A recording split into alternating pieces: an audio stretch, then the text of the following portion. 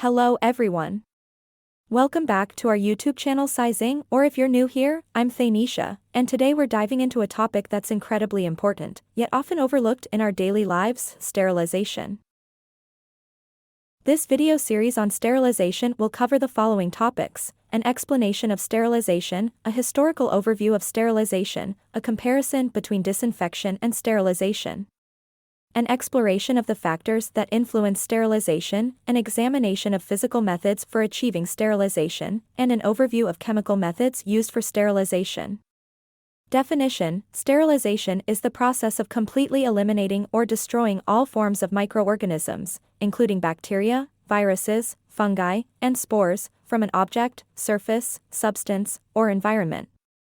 The objective of sterilization is to ensure that no viable microorganisms are present, making the treated item or area free from the potential for microbial contamination or infection. Introduction. Sterilization, a pivotal process in safeguarding health and quality, is the complete eradication of all microorganisms, including bacteria, viruses, and spores, from surfaces, objects, or substances. This critical procedure ensures aseptic conditions in various domains, from healthcare and food production to laboratories and beyond.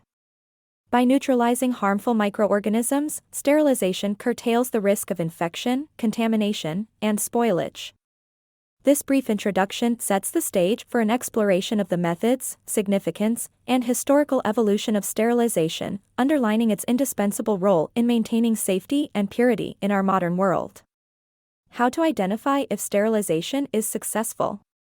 If there is a reduction of more than 1,010⁶ colony-forming units, CFU, of microorganisms, it signifies a significant decrease in microbial contamination or sterilization.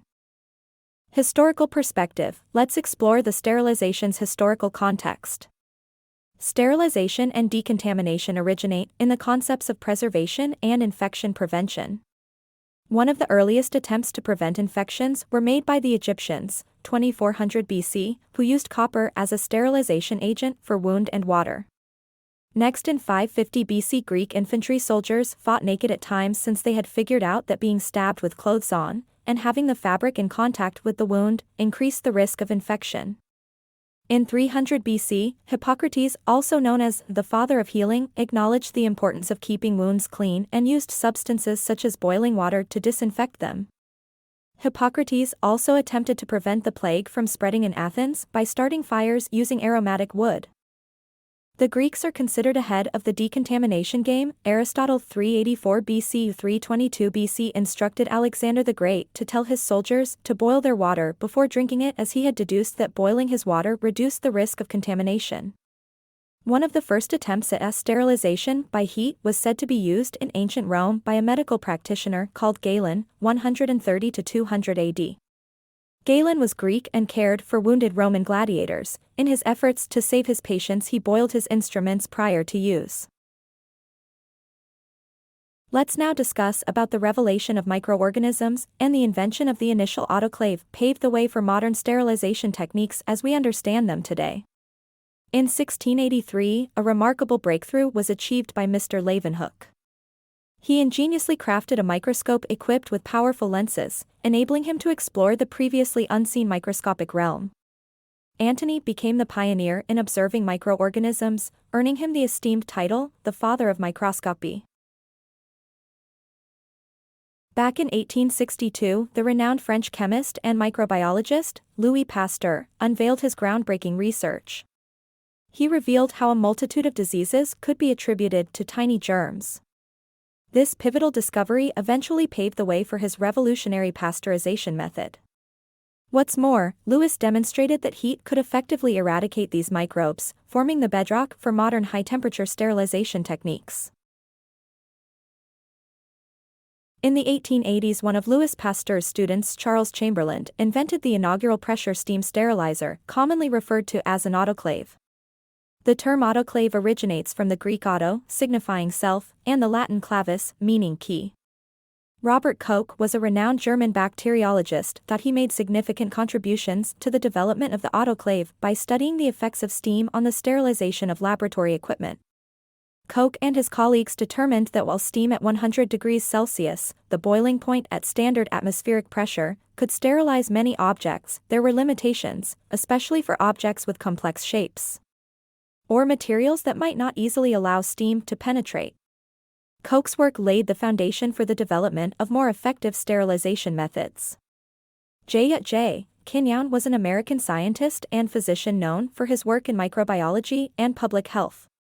He made important contributions to the improvement of autoclaves by recommending the use of a vacuum process. By creating a vacuum within the autoclave chamber before introducing steam, Kinyoun's idea aimed to enhance the penetration of steam into objects being sterilized. This innovation helped address the limitations of traditional autoclaving and made the sterilization process more effective for a wider range of items. Sterilization was introduced in 1874, while the word sterile did not appear in literature until 1877. The development of such terminology reflects the advancements in microbiology and the understanding of sterilization processes during that period.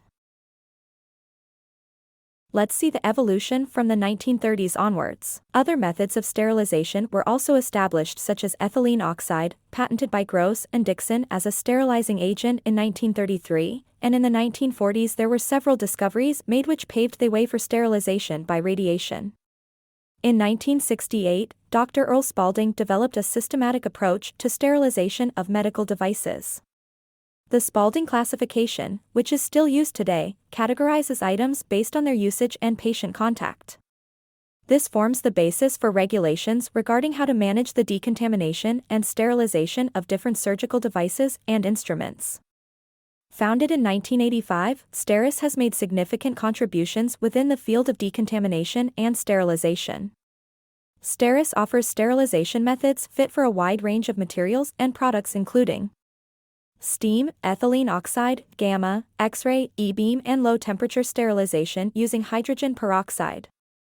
The whole information can be summarized as follows.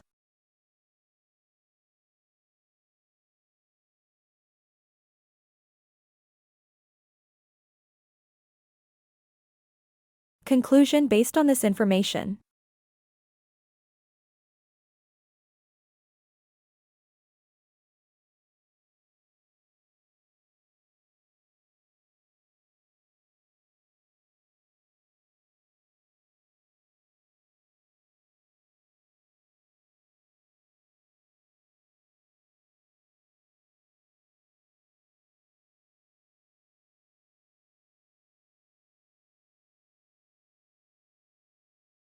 The following sources have been used to create this content.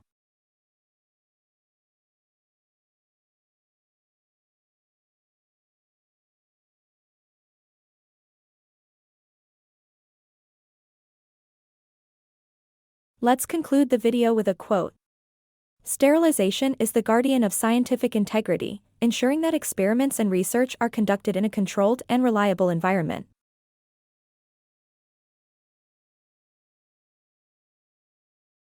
Thank you for joining us on this scientific journey.